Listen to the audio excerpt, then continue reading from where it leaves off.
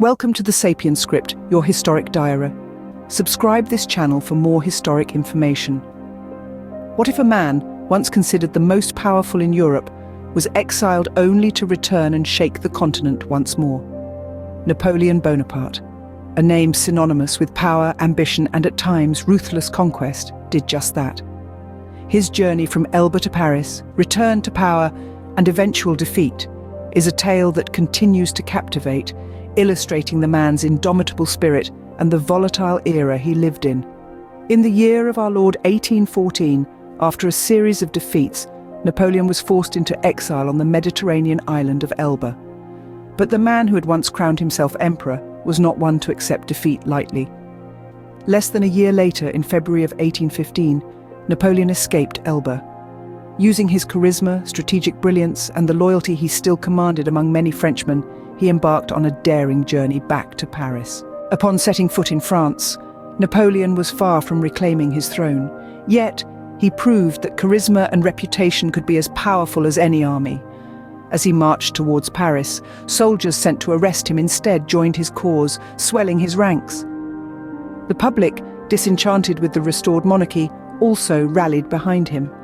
By the time Napoleon reached Paris on March 20th, he was back in power without a single shot fired, marking the start of the period known as the 100 Days. But as the saying goes, uneasy lies the head that wears a crown.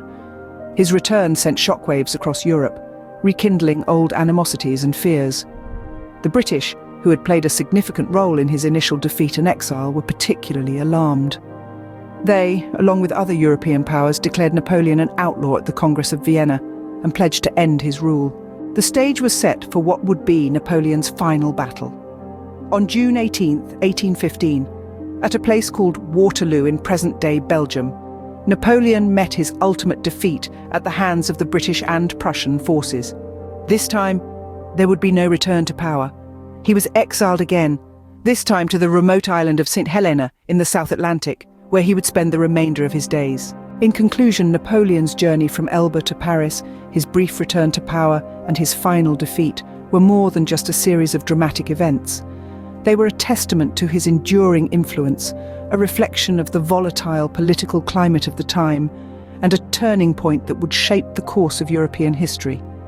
These events marked the end of an era, the Napoleonic era, and set the stage for the geopolitical landscape of 19th century Europe.